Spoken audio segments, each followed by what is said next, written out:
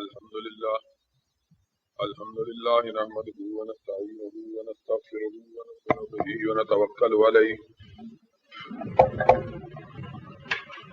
ونعوذ بالله من شرور أنفسنا ومن سيئات أعمالنا من يهده الله فلا مضل له ومن يضلله فلا هادي له نشهد أن لا إله إلا الله ونشهد أن محمدا عبده ورسوله أما بعد فإن خير الحديث كتاب الله وخير الهدي هدي محمد صلى الله عليه وسلم وشر الأمور محدثاتها وكل محدثة بدعة وكل بدعة ضلالة وكل ضلالة في النار. أعوذ بالله السميع العليم من الشيطان الرجيم. بسم الله الرحمن الرحيم. يا أيها الذين آمنوا ادخلوا في السلم كافة ولا تتبعوا خطوات الشيطان إنه لكم عدو مبين. صدق اللہ مولانا العظیم.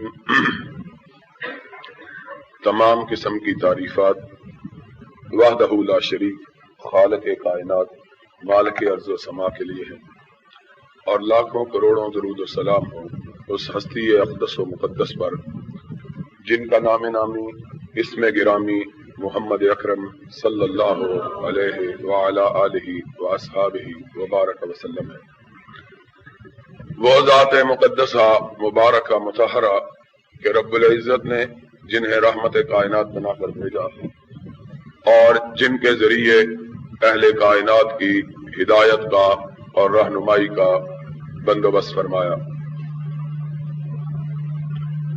محمد الرسول اللہ صلی اللہ علیہ وسلم اس کائنات میں امام خدا، سرور کون و مکان اور رہبر انسانیت بنا کر بھیجے گئے، اور آپ نے دنیا والوں کو اللہ کے دین کے اپنانے کا، رب کی شریعت پہ عمل کرنے کا اور اللہ کی توحید کے ماننے کا، خدا کی الوہیت اور یکتائی پہ ایمان رکھنے کا، اور اپنی رسالت اور اپنی نبوت کو تسلیم کرنے کا حکم دیا. ایمان اور اسلام اصل میں ہے ہی ان دو چیزوں کا نام ہے.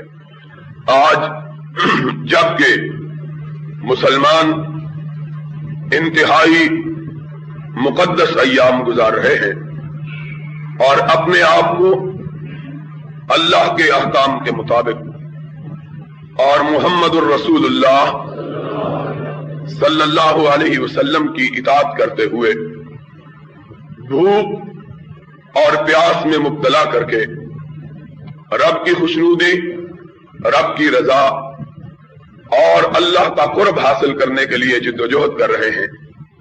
ہمیں ان مقدس ایام کے گزارتے ہوئے اس بات کو بھی اپنے ذہن، اپنے دل اور اپنے خیال میں رکھنا چاہیے کہ ہماری یہ عبادت جسے ہم بڑی محنت سے ادا کر رہے ہیں، یہ عبادت جس عبادت میں ہم آج کل مشغول و مصروف ہیں، اس کی ادائیگی کوئی آسان کام نہیں ہے کہ گرمیوں کے انتہائی سخت دنوں میں اپنے آپ کو پیاسا رکھنا، صبح سے لے کر شام تلک اپنے آپ کو بھوکا رکھنا، ایسے ایام میں جبکہ جانور بھی دھوپ کی شدت اور حدت اور دھوپ کی سختی اور تمازت کو برداشت نہیں کر سکتے، ایسے ایام میں اپنے آپ کو ہر قسم کے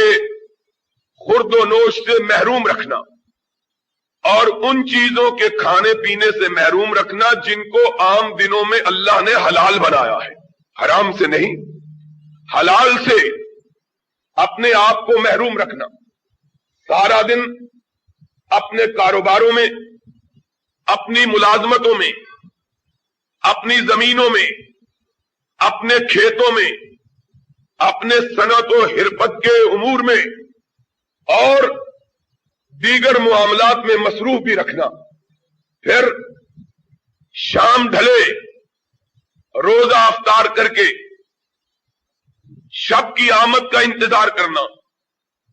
اس لیے نہیں کہ رات آئے اور تھکے ہوئے اور نڈھال جسم کو بستر کے حوالے کیا جائے، بلکہ اس لیے رات کی آمد کا انتظار کرنا کہ دن تو اللہ کے حکم پر بھوک اور پیاس میں گزر گیا ہے، رات آئے کہ رب کی بارگاہ میں اس بھوک اور پیاس کی توفیق پر سجدہ شکر ادا کیا جائے، اللہ کا قرآن سنا جائے، رب کی بارگاہ میں قیام کیا جائے، اللہ کے حضور کھڑا ہوا جائے، رب کی بارگاہ میں جھکا جائے، اس کے سامنے سجدہ ریز ہوا جائے. پھر اس بات کا انتظار کرنا کہ رات گئے تک اللہ کی عبادت میں انسان مشغول رہے اور پھر ابھی بستر پہ پہنچنے نہ پائے کہ پھر اپنے کانوں کو منادی کی ندا پہ لگائے رکھنا کہ کس وقت نئے سرے سے بھوک اور پیاس کا عمل شروع ہو اور ہم اس کے لیے اپنے آپ کو آمادہ و تیار کریں. پھر بھوک اور پیاس کی ابتدا کر کے بستر پہ نہ لیٹنا، آذان دینے والے کی ندا کا انتظار کرنا تاکہ اس کام کا آغاز جس طرح انجام رب کی بارگاہ میں سجدے سے ہوا تھا اسی طرح آغاز بھی رب کی بارگاہ میں سجدے سے کیا جائے. پھر فجر کی نماز پڑھنا اور اس کے بعد اپنے دنیاوی کاموں میں مشغول ہو جانا. یہ ساری محنت، یہ ساری جدوجہد، یہ ساری کوشش و کاوش، یہ ساری تگ و دو، یہ ساری تگ و تاز اس لیے کی جاتی ہے کہ اللہ راضی ہو جائے اور یہ عمل ہماری نجات کا ذریعہ بن جائے. آج کی گرمی، آج کی دھوپ، آج کی سختی، آج کی تکلیف، آج کی کٹھنائی، آج کی مصیبت اس لیے برداشت کی جائے کہ قیامت کے دن کی بعد کی مصیبتوں سے آدمی بچ جائے.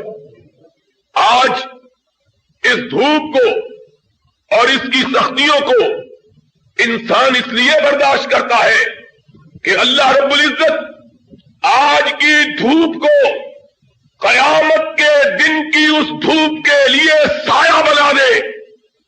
جو دھوپ اتنی کڑی اور تیز ہوگی کہ انسانوں کے حواس باختہ ہو جائیں گے اور ماؤں کے پیٹ سے ان کے بچے گر جائیں گے. یوم تری الناس سکارا وما هم بسکارا ولکن عذاب اللہ شدید. یوم تذہل کل مرضعۃ عما ارضعت وتضع کل ذات حمل حملہا. اے میرے محبوب، وہ دن اتنا سخت ہے کہ دودھ پلانے والی ماں اپنے دودھ پیتے ہوئے بچے کو بھی بھول جائے گی. ماں، اتنا اللہ نے پیاری تعبیر کی ہے. دنیا میں کسی کو کسی سے اتنا پیار نہیں ہوتا جتنا ماں کو اپنے بیٹے سے ہوتا ہے، اور پھر بیٹا بھی وہ جو چھاتی سے لگ کے دودھ پینے والا ہو. اس کے ساتھ ماں کی محبتوں کا اندازہ نہیں ہوتا. عرش والے نے اپنے قرآن میں کہا کہ وہ دن اتنا سخت ہوگا کہ مائیں اپنے بچوں کو اپنی چھاتیوں سے اس طرح نوچ کے پھینک دے گی جس طرح کے کسی اجنبی چیز کو پھینکا جاتا ہے. وَتَرَى النَّاسَ سُكَارَىٰ تَضَعُ كُلُّ ذَاتِ حَمْلٍ حَمْلَهَا. حاملہ عورتوں کے حمل گر جائیں. وَتَرَى النَّاسَ سُكَارَىٰ. لوگ گر رہے ہوں گے، بہک رہے ہوں گے. دیکھنے والا دیکھے تو سمجھے شاید شراب کے نشے میں مدہوش ہے. قرآن نے کہا وَمَا هُمْ بِسُكَارَىٰ. شراب کا نشہ نہیں، वलाकिन्न अज़ाब अल्लाह शदीद, अल्लाह के अजाब ने इनके होशो हवास गुम कर रखे हैं। आज की ये सारी भूख, आज की ये सारी प्यास इसलिए इंसान बर्दाश्त करता है कि वो लंबा दिन, आज का 16 घंटे का दिन, 17 घंटे का दिन बगैर पानी के पीने के गुजारना कितना कड़ा और कितना मुश्किल हो जाता है कि आदमी घड़ियां गिनता रहता है। और हम में से हर शख्स जो काम काज करने वाला है, जिसके कंधों पे जिम्मेदारियों का बोझ है, वो जानता है कि कितनी कड़ी और कितनी मुश्किल घड़ी उस पे आती है। फिर जब हलकान होके घर जाता है, हमा वक्त कभी आसमान के किनारों को देखता है कि सूरज कब डूबेगा, कभी अपनी घड़ी की पर ऊपर नजर डालता है कि वक्त कब होगा। ये 17 घंटे 16 घंटे हमसे नहीं गुजरते, लेकिन हम इन घंटों की प्यास इसलिए बर्दाश्त करते हैं कि उस दिन की प्यास से महफूज रह जाएं। जो दिन 17 घंटे का नहीं होगा, 50 अल्फ सनतिन मिम्मा तउद्दून, एक दिन की लंबाई 50,000 साल होगी।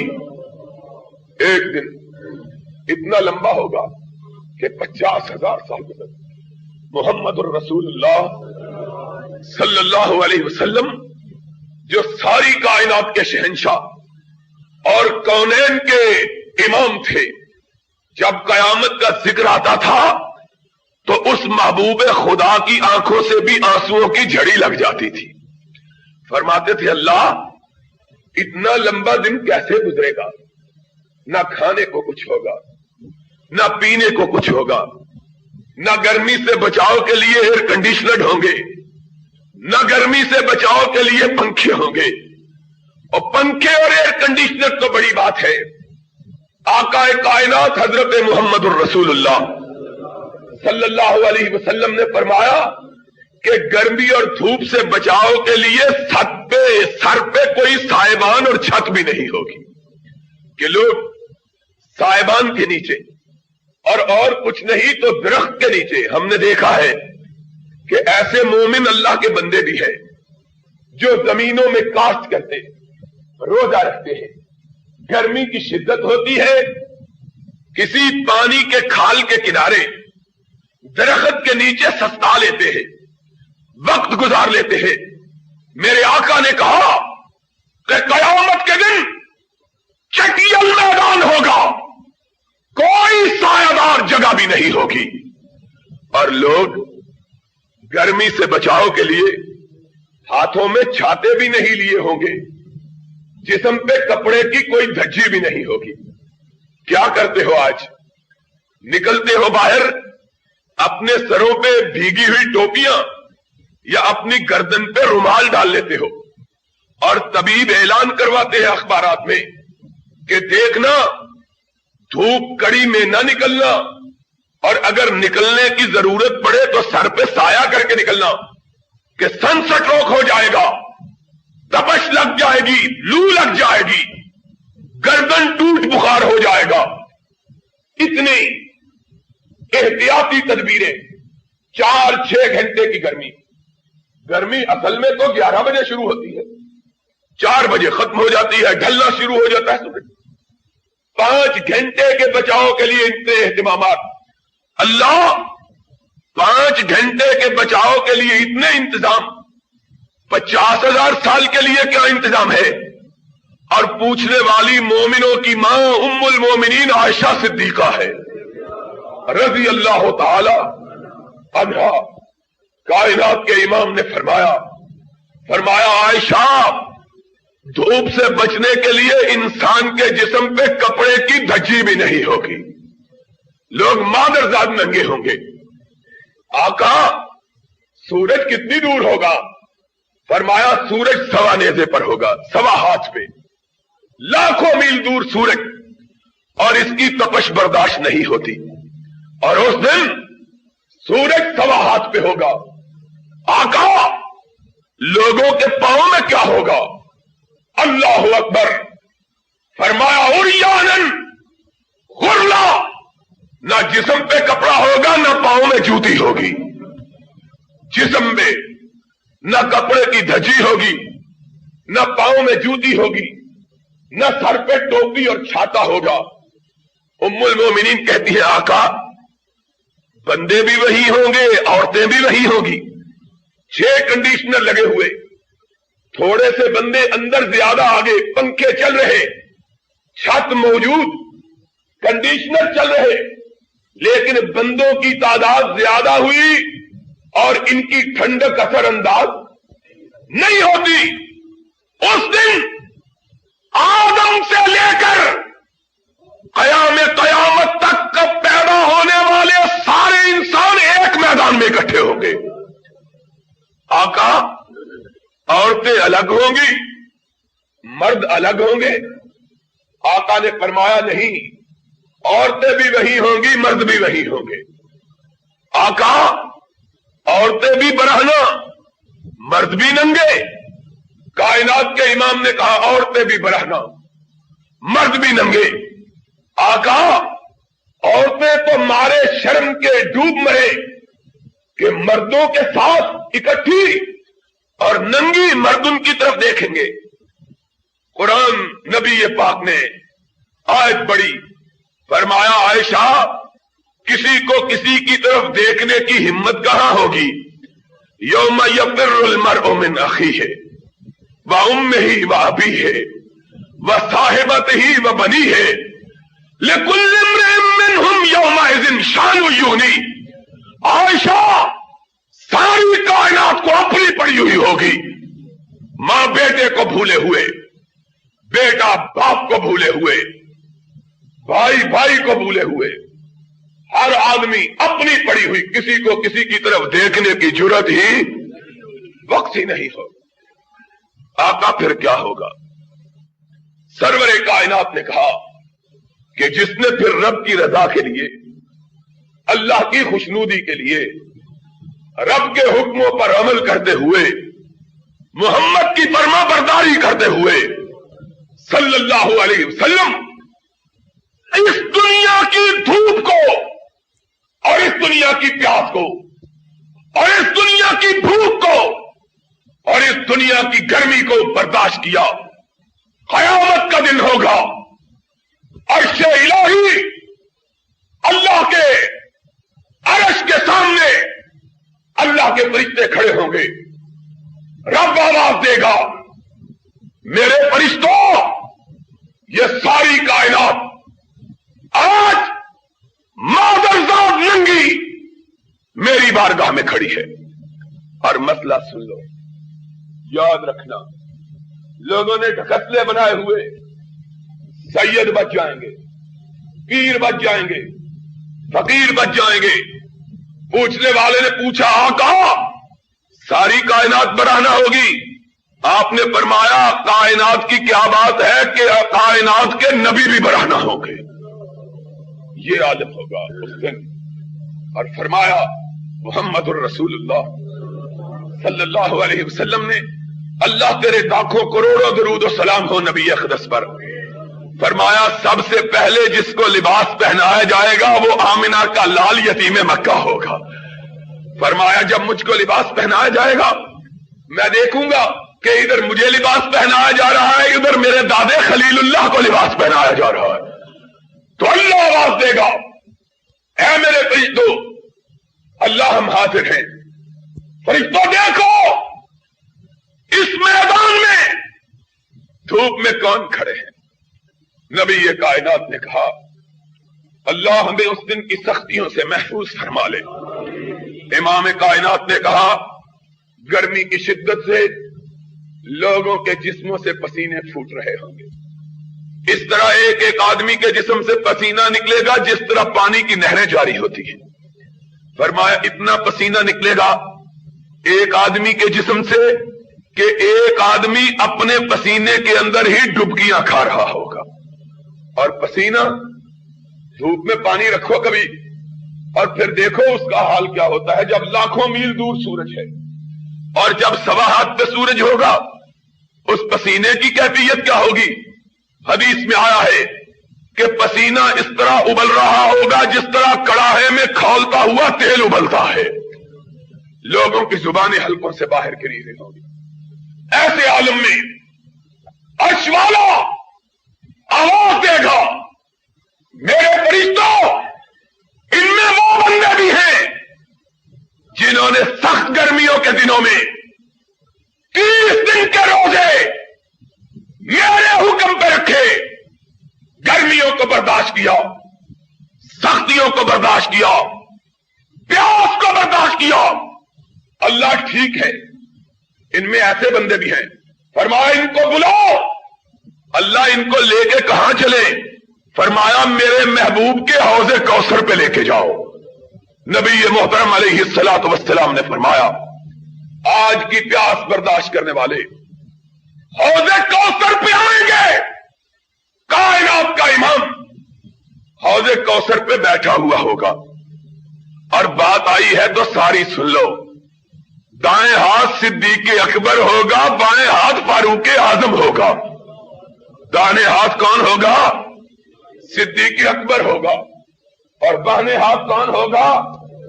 فاروق اعظم ہوگا۔ اور صدیق و فاروق کا نہ ماننے والوں، قیامت کے دن نبی کے پاس حوض کوثر پہ جا کے کیا کہو گے کہ نبی جس کو بھی پیالہ تھمائے گا یا صدیق کے ہاتھ سے تھمائے گا یا فاروق کے ہاتھ سے تھمائے گا؟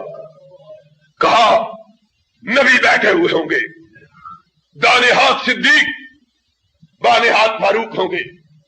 اللہ کہے گا فرشتوں جاؤ تم بھی مدد کرو، اور میرے محبوب کی امت کے ان لوگوں کو جنہوں نے بھوک برداشت کی، پیاس برداشت کی، نبی کے ہاتھ سے لے کر ان کو حوض کوثر کا ایک پیالہ پلاؤ۔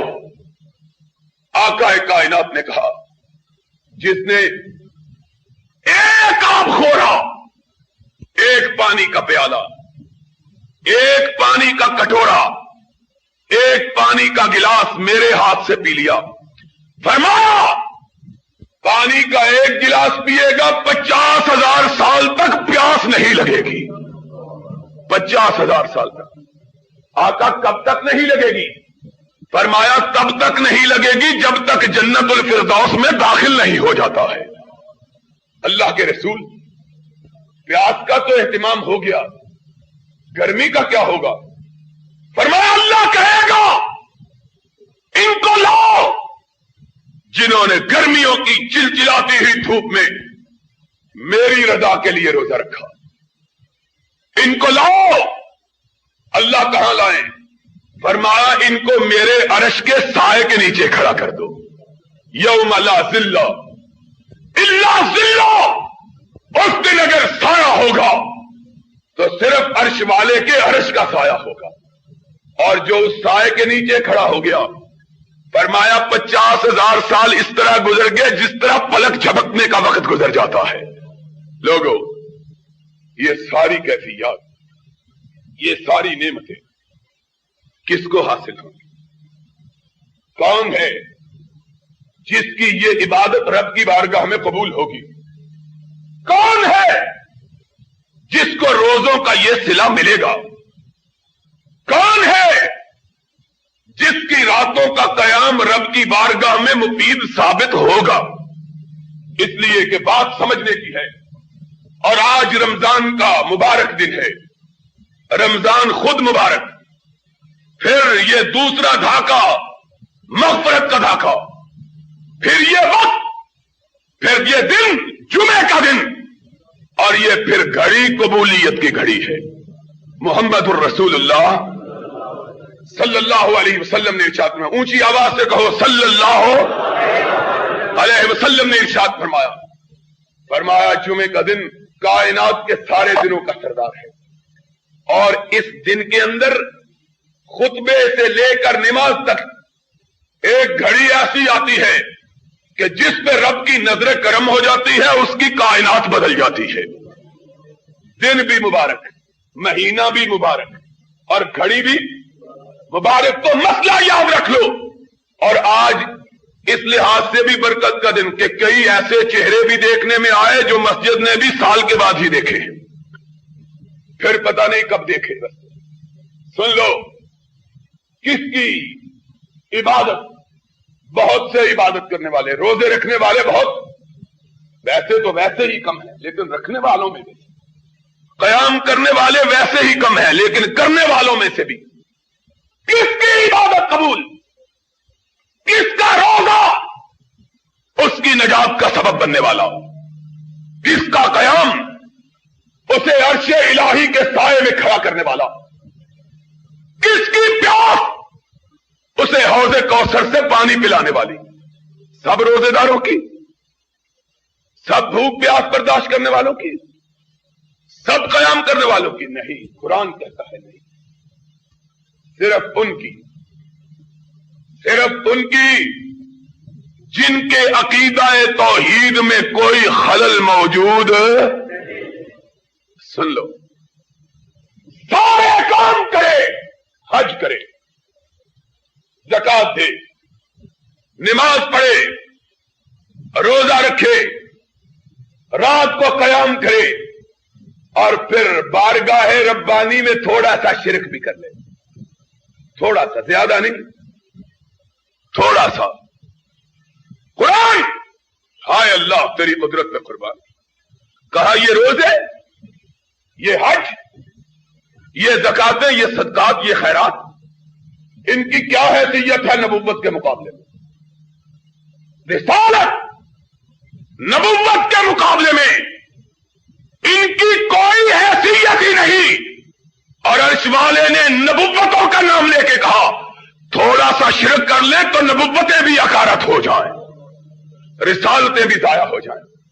اور اگر رب کی توحید میں تھوڑے سے خلل سے رسالت بھی کام نہیں آتی تو تیرا روزہ کہاں کام آئے گا، تیرا قیام کہاں کام آئے گا. سن لے، اگر چاہے کہ اللہ کی بارگاہ میں تیری عبادت کی قیمت پڑے تو سن لے، جس کے لیے عبادت کرتا ہے اس کے ساتھ کسی کو شریک ٹھہرانا گوارا. سبب کیا ہے؟ سبب یہ ہے کہ جب سچائی میں جھوٹ کی آمیزش ہو جاتی ہے، سچائی مٹ جاتی ہے، جھوٹ نہیں مٹتا. بعض لوگ سمجھتے ہیں جھوٹ اور سچ مل جائے تو جھوٹ مٹ جاتا ہے. قرآن کہتا ہے نہیں، پلیدی اور پاکیزگی مل جائے، پلیدی نہیں مٹتی، پاکیزگی مٹ جاتی ہے. ایک من دودھ کا مٹکا 10 قطرے پیشاب کے، کیا مٹا؟ پاکیزگی مٹ گئی. پاکیزگی، ایک من دودھ کی پاکیزگی مٹ گئی، 10 قطرے پیشاب کی پلیدی غالب آ گئی. ساری زندگی کے اعمال اللہ کے لیے مٹ گئے، شرک غالب آ گیا. قرآن نے کہا لو اشرکوا لحبط عنہم ما کانوا یعملون. 18 نبیوں کا نام لے کے کہا، ابراہیم کا، اسماعیل کا، اسحاق کا، یعقوب کا، ذلیسا کا، ذلکفل کا، ادریس کا، زکریا کا، یونس کا، ایوب کا، سب کا نام لے کے کہا لو اشرکوا لحبط عنہم ما کانوا یعملون. یہ 18 کے 18 جلیل القدر نبی رتی بر شرک ہو جاتا، نبوتیں بھی مٹ جاتی. یہ تو 18 تھے، ان 18 کے امام کا نام لیا، یہ 7واں پارہ اور یہ 24واں پارہ. قرآن ان کے امام کا نام لیا، کہا یتیم مکہ جس کو میں نے حوض کوثر کا والی بنایا ہے. تو بھی سن لے، لئن اشرکت لیحبطن عملک ولا تکونن من الخاسرین. تو سید انبیاء ہے، تو سرور کونان ہے، تو رسول ثقلین ہے، لیکن اگر تو بھی شرک کا ارتکاب کر لے تو تیری بھی ساری سیادت چھین لی جائے گی. اللہ ہماری نمازیں، ہمارے روزے، ہمارے حج، ہماری زکاتیں، ان کی نبی سید الانبیاء کے مقابلے میں قدر و قیمت کیا؟ سن لو، روزہ اس کا ہے، بھوک پیاس اس کی ہے، راتوں کا قیام اس کا ہے، جو گردن اللہ کی بارگاہ میں جھکانا گوارا۔ اور سن لو، آج آئے ہو تو سن لو، توحید کسے کہتے ہیں، شرک کس کا نام ہے، یہ بھی بات ذہنوں میں بٹھا لو۔ اور اللہ کے فضل سے منبر پہ کھڑا ہوں، تم آج بھی گواہ رہنا، قیامت کے دن بھی گواہ رہنا۔ جس آدمی نے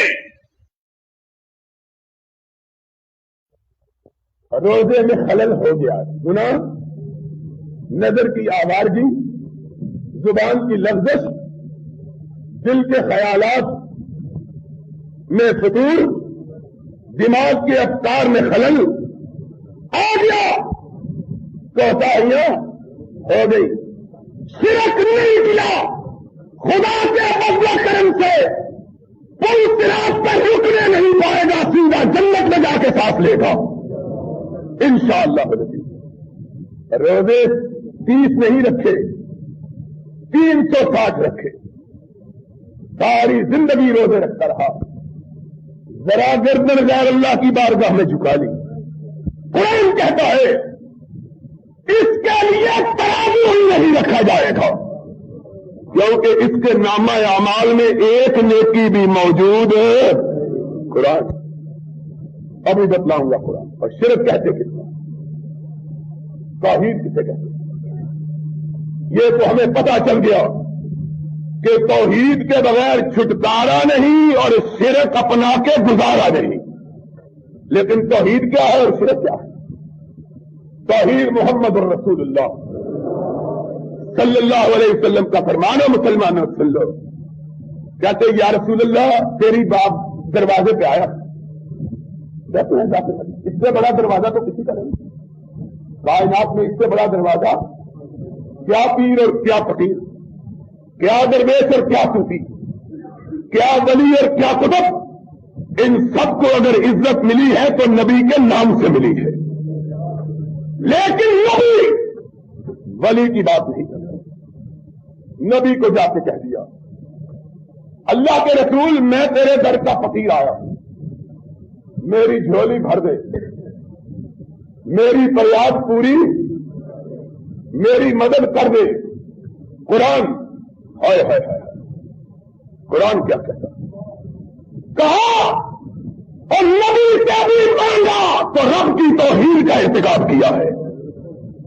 مطلب یہ ہے کہ رب تو نہیں دے سکتا، نبی دے گا، اور تیرا بیڑا پھر ڈوب گیا کیونکہ تو نے شرک کا ارتکاب کیا کہ جس سے مانگ رہا ہے اس نے کیا کہا، اذا سألت فاسأل اللہ وَإِذَا اسْتَعَنْتَ فَاسْتَعِنْ بِاللَّهِ۔ اے میرے صحابی، جب سوال کرو تو رب سے کرو، جب مدد مانگو تو رب سے مانگو۔ سوال کرنا بھی غیر اللہ سے جائز ہے اور مدد مانگنا بھی غیر اللہ سے جائز ہے۔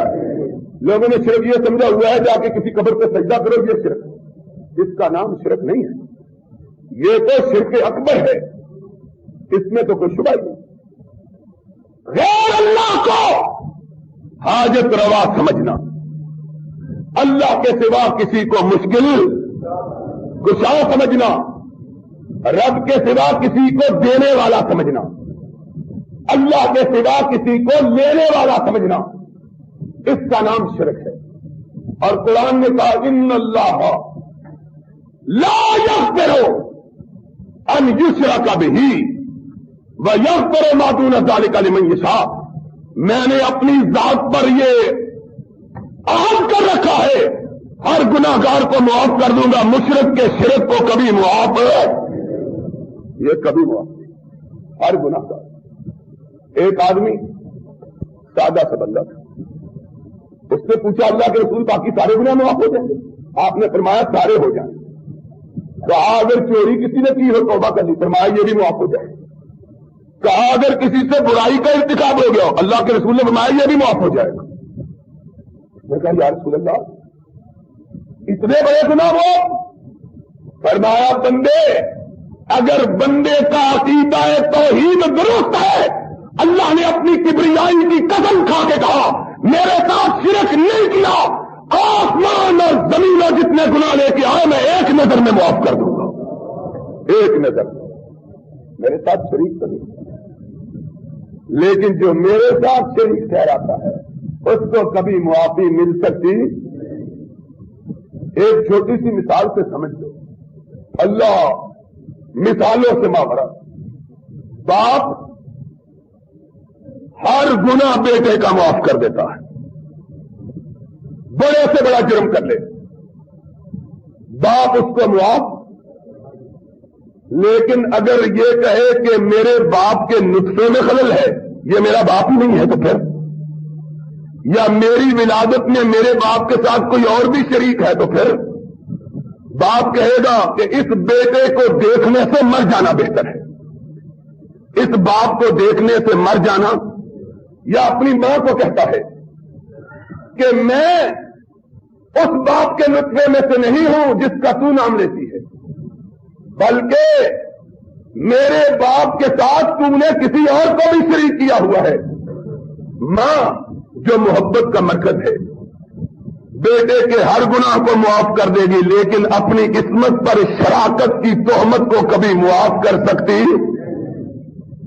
قرآن، اور قرآن نے یہ خود مثال دی، یہ قرآن نے مثال دی، قرآن نے 18واں پارہ کہا اگر تم اپنے باپ کے ساتھ کسی کو شریک گوارا نہیں کرتے تو خالق کائنات کے ساتھ شریک کیسے بنا لیتے ہو؟ کوئی حلال زادہ اپنے باپ کے ساتھ کسی کو شریک ٹھہرا سکتا، اور کوئی حلال زادہ رب کے ساتھ بھی کسی کو شریک ٹھہرا سکتا؟ اسی لیے رب نے کہا ہے 18ویں پارے میں کہ بدکار عورت کوئی مومن اس سے شادی کر سکتا، کیونکہ اس نے دوسرے کو شریک کیا ہے اپنی عزت میں۔ کون شادی کرے؟ اللہ کہا نہ مواحد کرے نہ مومن کرے، اس سے اگر شادی کرے گا تو کوئی زانی اور بدکار ہی کرے گا۔ یا قرآن الزانیہ تو قرآن سن لو، قرآن الزانیہ تو لا ینکحھا الا زان او مشرک، بدکار سے شادی نہ مواحد کرے گا نہ غیرت مند کرے گا۔ اللہ کون کرے گا؟ فرمایا جو رب کے ساتھ شریک ٹھہرانے والا ہے یا وہ کرے گا، یا جو عورتوں کے ساتھ شریک بننے والا ہے وہ کرے گا۔ جس کے خون میں خالص، جس کی رگوں میں خون ہے، وہ بدکار عورت سے شادی کر سکتا، اور نہ ہی رب کی توحید کا ماننے والا اس سے شادی۔ شرک اور بدکاری دونوں برابر۔ قرآن نے بتلایا کہ اسی طرح جس طرح تم اپنے ماں باپ سے شرکت گوارا نہیں کرتے، کائنات کے خالق میں کیسے شرکت گوارا کرتے ہو؟ شرک اس کا نام ہے کہ لمحے بھر کے لیے آدمی کے دل میں خیال آئے کہ اللہ بھی یہ کر سکتا ہے، کوئی اور بھی کر سکتا بھی، یہ تصور شرک ہے۔ کیا تصور ہو؟ تصور یہ ہو ایاک نعبد و ایاک، اللہ ہی مدد کر سکتا ہے اور کوئی مدد کر سکتا اللہ ہی، اللہ بھی نہیں، اللہ ہی، رب کے سوا کوئی اور مدد کر سکتا؟ اور قرآن ہائے ہائے، آج ہم نے اللہ کی توفیق سے رات کو 20واں پارہ پڑھنا ہے، ذرا 20ویں پارے کا آغاز سنو، رب کیا کہتا ہے۔ اللہ اکبر، ہم نے رب کی توحید کو تب چھوڑا، پہلے قرآن، رب کے قرآن کو چھوڑا۔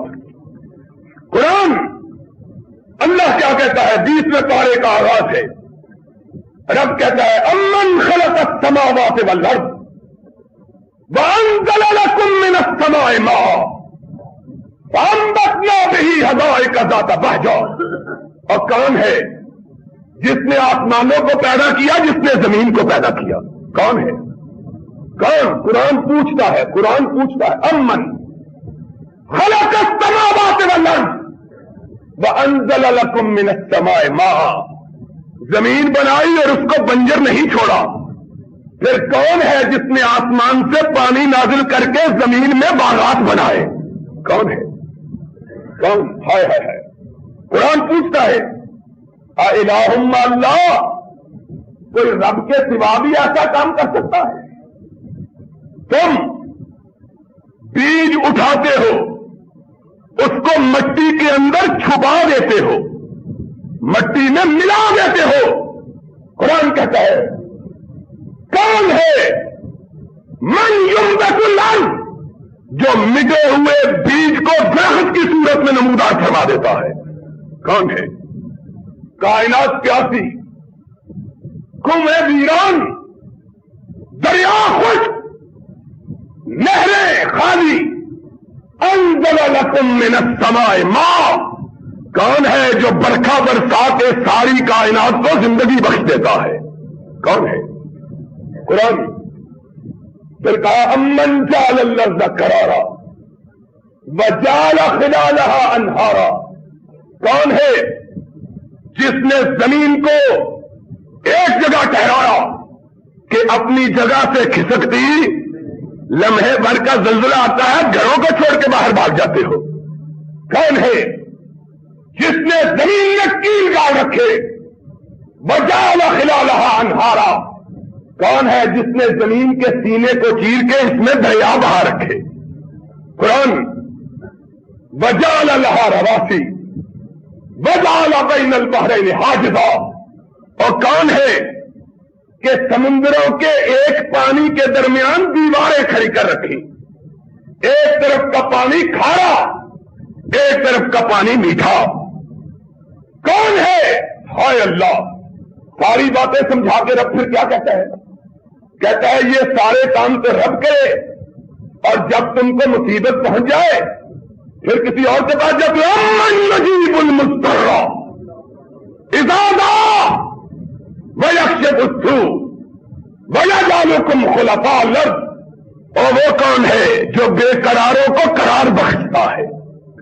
وہ کون ہے جو فریاد کرنے والوں کی فریاد کو پہنچتا ہے؟ محمد الرسول اللہ صلی اللہ علیہ وسلم نے بتلایا، آج ہی کے دن تھے 18واں روزہ، میدان بدر، گرمیوں کی چلچلاتی ہوئی دھوپ، ریزدار عرب تباہ ہوا، اس قدر تباہ ہوا، اس قدر تباہ ہوا کہ حدیث میں آیا ہے نبی پاک صلی اللہ علیہ وسلم جب میدان بدر میں پہنچے، بدر کی بستی کا ایک بچہ جلدی سے گھر سے باہر نکلا، ماں کی آنکھ بچا کے، فرمایا اتنی گرمی تھی کہ ابھی ریت پر اس کے پاؤں نہیں پڑے کہ پاؤں میں آبلے ہو گئے، چھالے پڑ گئے، اتنی تیز دھوپ، اتنی سخت تپش۔ مومنوں نے بھی روزہ رکھا ہوا، مومنوں کے سردار نے بھی روزہ رکھا ہوا، سامنے دشمن کھڑا ہے، نبی کے ساتھ 313 چھوٹے چھوٹے بچے، کمزور بوڑھے، بخار سے مارے ہوئے جوان۔ مدینہ طیبہ میں نبی پاک کی آمد سے پہلے بخار کی وبا تھی، ہر سال وبا ہوتی، زرد بخار ہوتا، سینکڑوں کی تعداد میں لوگ مر جاتے۔ نبی نے جب یثرب کو اپنا مسکن بنایا تو عرش الہی کے سامنے اپنی جھولی پھیلائی، کہا اللہ تیرا آخری نبی اس بستی میں آیا ہے، اس بستی کو وباؤں سے پاک کر دے۔ محمد الرسول اللہ صلی اللہ علیہ وسلم نے فرمایا دنیا کی ہر بستی میں وبا آئے گی، مدینے میں قیامت تک وبا نہیں آئے گی۔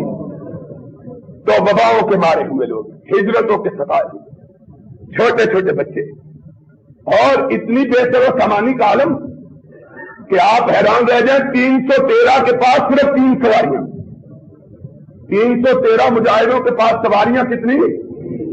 صرف 3۔ غربت کا عالم، فقیری کا عالم، سامنے دشمن کھڑا، 1000 کا لشکر جرار، سرخ و سفید چہرے، لڑنے کے لیے پوری طرح آمادہ، 100 گھوڑوں کا سوار دستہ، لا لشکر الگ۔ نبی کبھی اپنے ساتھیوں کو دیکھے کبھی دشمن کو دیکھے، اور پھر کیا کہا؟ امن یجیب المضطر، نیچے تپتی ہوئی زمین، اوپر آگ برساتا ہوا آسمان، نبی اپنے خیمے سے باہر نکلے، نبی کا یار غار نبی کے ساتھ سائے کی طرح چمکنے والا، لمحے بھر کے لیے نبی سے جدا نہ ہونے والا صدیق بھی پیچھے نکلا۔ آقا کہاں جاتے ہو؟ آقا نے نگاہیں اٹھائیں، صدیق نے دیکھا کہ نبی کی آنکھوں سے آنسو رواں ہیں، حضرت ابو بکر سے برداشت نہ ہوا، آگے بڑھ کے کہنے لگے میرے آقا کیوں روتے ہو؟ فرمایا ابو بکر آج محمد جتنا بے چین ہے زندگی میں کبھی اتنا بے چین نہیں ہوا۔ آقا کیا بات ہے؟ فرمایا ابو بکر میری کل کائنات یہی 313 تھے، میں ان کو لے کے آ گیا ہوں، پوری کائنات میں محمد کے ماننے والوں میں ان کے سوا کوئی بدلہ نہیں ہے، یہ میری کل پونجی ہے، اور اس کے مقابل کفر اپنی پوری قوت لے کے آیا، میں بے سر و سامانی کے ساتھ آیا ہوں، کبھی ان کی قوت کو دیکھتا ہوں کبھی اپنے ساتھیوں کی کمزوری کو دیکھتا ہوں۔ ابو بکر عرض کرتے ہیں اللہ کے رسول پھر کیا ہوگا؟ ہائے ہائے، اور توحید کا درس سیکھ لو، کن کے پاس مانگنے کے لیے جاتے ہو؟ آقا کائنات نے کہا ابو بکر پھر رب کے دروازے پہ دستک ہوگی، اپنے ماتھے کو ننگی زمین پہ رکھا، تپتی ہوئی ریت پہ رکھا۔ ابو بکر کہتے ہیں میں نے کبھی نبی کو اس طرح بلبلا کے روتے ہوئے نہیں دیکھا جس طرح میدان بدر میں روتے ہوئے دیکھا ہے۔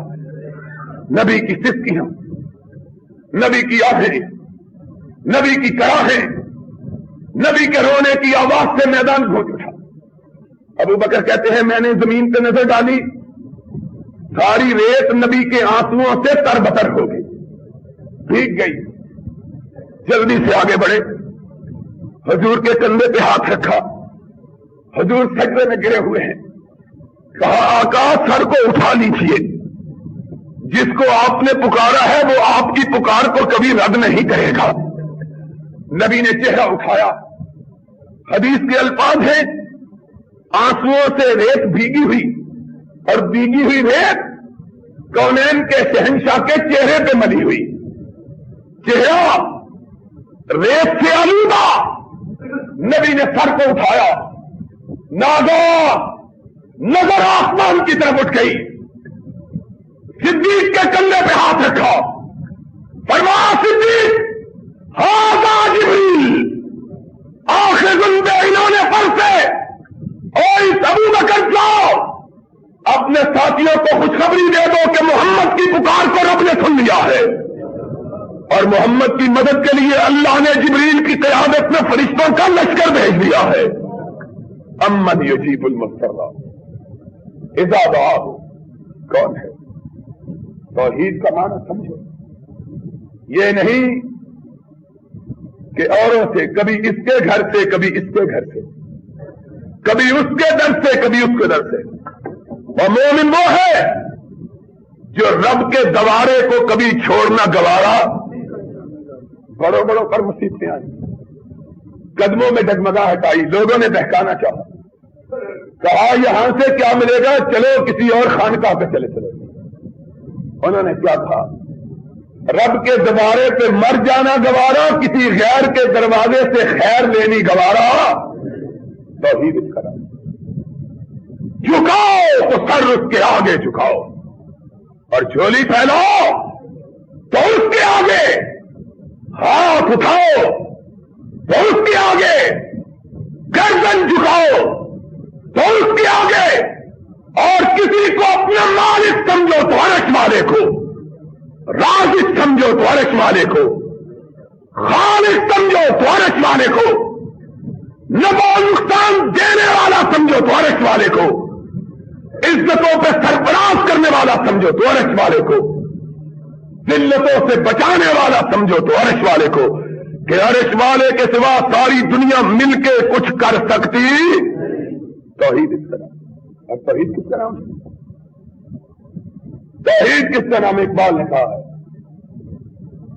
کہ خدا خود کہے کہ یہ بندہ دو عالم سے خفا میرے لیے. توحید اس کا نام ہے کہ اللہ خود کہے کہ یہ بندہ دو عالم سے خفا. اس کے لیے قربانی نہیں. لوگوں کا مزاج ہوتا ہے وہابی ہے، کسی کو نہیں مانتا. کہہ دو اگر خدا منوانا ہے تو عرش والے کے سوا کسی کو ماننے کے لیے تیار. کیا منوانا چاہتے ہو؟ بندوں کو کہتے ہو خدا بنا لے. یہ کوئی مومن کر سکتا؟ مومن نہیں کر سکتا. کسی اور سے سوال کرو. یاد رکھو اگر چاہو کہ تمہاری عبادتیں رنگ لائے تو اس کے لیے دو چیزوں کی ضرورت ہے. دو چیزیں. ایک کا بیان آج ہوا، ایک کا بیان اگلے خطبے میں ہوگا انشاءاللہ.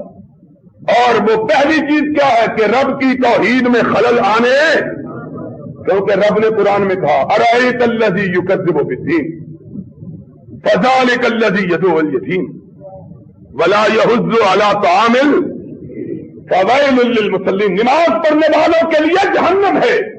قرآن کہتا ہے، قرآن 30واں پارہ، فویل للمصلین 30واں پارہ. اب جی ہے کہ نہیں 30ویں پارے میں؟ فویل للمصلین. نماز پڑھنے والوں کے لیے کیا ہے؟ اللہ کہتے نماز بھی پڑھے اور جہنم بھی. فرمایا میرے سامنے بھی جھکتے اور میرے غیر کے سامنے بھی جھکتے. ان کی نمازوں کا کوئی فائدہ. قرآن 8واں پارہ وَجَعَلُوا لِلَّهِ مِمَّا اشْتَرَىٰ مِنَ الْحَرْثِ وَالْأَنْعَامِ نَصِیبًا. وہ لوگ جو زکات نکالتے ہیں مویشیوں کی، پیسے کی، اللہ کے لیے نکالتے ہیں اور کہتے ہیں تھوڑا سا کسی اور کے لیے. یہ سارا 30 دن اللہ کے لیے اور 11ویں کا دن غیر اللہ کے لیے. ایک دن اللہ کے علاوہ کسی کے لیے. قرآن ما کان للہ فلا یصل الیہ وما کان لشرکائہم فلا یصل الی اللہ. سن لو غیر اللہ کے نام کا دیا ہوا وہ بھی رب کو نہیں پہنچتا، اللہ کے نام کا دیا ہوا وہ بھی رب کو نہیں پہنچتا. قرآن. زکات بھی گئی. پھر کیا کہا؟ اجعلتم سقایۃ الحاج وعمارۃ المسجد الحرام کمن آمن باللہ. اور کعبے کی طواف بھی کرو، کعبے کی چوکھٹ کو بھی چومو، کعبے کو آباد بھی کرو، حاجیوں کی خدمت بھی کرو، انجمنیں بھی بنا لو خدمت حجاج کی، سب کرو. لیکن کسی اور کے ساتھ رب کو شریک بھی ٹھہراؤ. فرمایا ماواہم جہنم. حج بھی جہنم سے بچا سکتا؟ حج بھی نہیں، کعبے کی تعمیر بھی نہیں، مسجدوں کا بنانا بھی. جب کعبے کا بنانا فائدہ مند نہیں تو مسجد کا بنانا کیا فائدہ مند؟ مسجدیں تو کعبے کی بیٹیاں ہیں. قرآن کہتا ہے، قرآن کہ کعبے کا بنانا بھی کوئی فائدہ مند ہے. فائدہ مند کیا ہے؟ فائدہ مند اس غریب کا ایمان ہے جس نے اپنے آپ کو مکے کے گلیوں کے اندر پتھروں کے اوپر گھسٹوانا گوارا کر لیا، لیکن اللہ احد کا نعرہ چھوڑنا گوارا اس کا ایمان. ایک طرف کعبے کو بنانے والے، ایک طرف حاجیوں کی خدمت کرنے والے، ایک طرف حاجیوں کو ستو پلانے والے، ایک طرف بیواؤں کو کپڑے بنا کے دینے والے، ایک طرف یتیموں کی پرورش کرنے والے. ابو جہل کا نام سنا ہے کہ نہیں؟ کون ہے جس نے نام نہیں؟ اس کے بارے میں مورخین نے لکھا ہے ہر سال 2000 بیواؤں کو کپڑے بنا کے دیتا تھا. کتنوں کو؟ 2000 کو. اور ہزاروں کی تعداد میں حاجیوں کو ستو پلانا اس کے ذمہ تھا. قرآن کیا کہتا ہے؟ کہا اور لوگ تو جہنم میں ہوں گے، یہ جہنم کی تہ میں ہوگا. اور جہنم کی تہ اللہ کے نبی کتنی گہری ہے؟ فرمایا 70 سال کا صبر کرتا رہے تو جہنم کی تہ تک نہیں پہنچ سکتا. ایک طرف ابو جہل ہے، حاجیوں کو پانی پلانے والا، فتو پلانے والا، بیواؤں کو کپڑے پہنانے والا، بیت اللہ کی تعمیر کرنے والا، ہر سال حج کرنے والا، ہر سال حج کرنے والا، حج کروانے والا. اور ایک طرف سمجھتا ہے مکے کے گھروں میں برتن مانجنے والی، مکے کے گھروں میں برتن مانجنے والی. اللہ تیری قدرت پہ قربان، اس کے پاس تو پیسہ ہی نہیں تیری راہ میں خیرات کرے. یہ کروڑ پتی، یہ لاکھوں کو پہنانے والا، کھلانے والا. قرآن نبی کا فرمان، فرمایا ابو جہل دوزخ کی تہ میں، اور سمیہ ابھی زندہ ہے. سمیہ ابھی زندہ ہے کہ محمد الرسول اللہ صلی اللہ علیہ وسلم کو پتہ چلا کہ سمیہ کو اس کے بیٹے اور اس کے خامن کے سامنے ننگا کر کے ہاتھ پاؤں باندھ کے مکہ کے صحرا میں پھینکا گیا ہے، اور اوپر سے کوڑے برسائے جا رہے ہیں. اور کہتے کیا ہے؟ رب کو بھی مانو، ہمارے کو بھی مانو. اور وہ کیا کہتی ہے؟ قل هو اللہ احد. ماننا عرش والے کو ہے، عرش والے کے ساتھ کسی دوسرے کو مانا جا سکتا؟ آئے محمد الرسول اللہ. ایک طرف کعبے کے خدمت گزار اور ایک طرف غریب عورت. اس کو کہا جہنم تیری منتظر، اور اس کو دنیا چھوڑنے سے پہلے کہا صبرن علی یاسر موعدکم الجنہ. سمیہ گھبرانے لانا، ناطق وحی اپنی آنکھوں سے جنت میں تیرے محلات کو دیکھ رہا ہے. خود محمد کہہ رہا ہے صلی اللہ ما ينطق عن الهوى ان هو الا وحی. جس کی کہی ہوئی اس کی کہی ہوئی نہیں، خدا کی کہی ہوئی. وہ کہہ رہا ہے سمیہ تو وہ خوش نصیب ہے کہ دنیا میں رہتے ہوئے جبریل تیرے لیے جنت کی بشارت لے کے آ رہا ہے. صبر نہ لگا سر موعدکم الجنہ. لوگوں، نمازوں کی کوئی حیثیت نہیں، روزوں کی کوئی حیثیت نہیں، راتوں کے قیام کی کوئی اہمیت نہیں، حج کی کوئی قدر و قیمت نہیں، صدقات و خیرات کی کوئی اہمیت نہیں، جب تک کہ عقیدہ توحید درست نہیں ہے. اور اگر توحید کا عقیدہ درست ہے پھر ساتھ کسی اور کو محمد کے سوا امام نہیں مانا ہے صلی اللہ. یہ دوسری بات. پھر عبادت کی ہے. پھر نبی نے کیا کہا؟ فرمایا روزہ رکھے ہوئے مر گیا، قبر میں رکھا گیا، حساب کتاب والے فرشتے آئے، عرش والے نے کہا پلٹ آؤ، جانتے نہیں ہو اس کا نام میں نے شہیدوں کی صف میں لکھا ہوا ہے. شہیدوں کی صف. اس طرح روزہ رکھو، پھر قرآن رات کو سنو. گناہ ہو گئے ہیں چھوٹے موٹے، ان گناہوں کی وجہ سے عذاب آنے لگا، قرآن آگے کھڑا ہو گیا. محمد الرسول اللہ صلی اللہ علیہ وسلم نے فرمایا قرآن اس طرح بندے کے آگے کھڑا ہو جاتا ہے جس طرح چیل کے آگے مرغی اپنے بچوں کو بچانے کے لیے کھڑی ہو جاتی ہے. عذاب آتا ہے، قرآن آگے کہتا ہے ہٹ جاؤ، میں نے اس کو اپنی پناہ میں لیا ہوا ہے، اور میرے اتارنے والے کا وعدہ ہے جس کو میرے قرآن نے پناہ دی دنیا کا کوئی شخص وہ عذاب میں مبتلا ہو سکتا. اللہ ہم کو اپنی توحید پہ غیر متزلزل ایمان رکھنے کی توفیق عطا فرمائے. اور توحید ایاک نعبد و ایاک، عبادت بھی صرف تیری، مدد بھی صرف تجھ سے، نہ مدد تیرے علاوہ کسی اور سے، نہ عبادت تیرے علاوہ کسی اور کی. اس کا نام توحید ہے. وآخر دعوانا ان الحمدللہ. بسم اللہ الرحمن الرحیم. السلام علیکم ورحمۃ اللہ۔ تلاوت کلام حکیم، جید علماء کرام کی تقاریر، نت نئے جہادی ترانوں کے والیومز، صاف اور بہترین MP-X ساؤنڈ فلٹر پر پاکستان بھر میں بہترین آڈیو سیڈیز ریکارڈنگ کا مرکز، القادسیہ کیسٹ سیڈیز و کتب لائبریری، 4 لیک روڈ، چبرجی چوک، لاہور۔ فون 72305449۔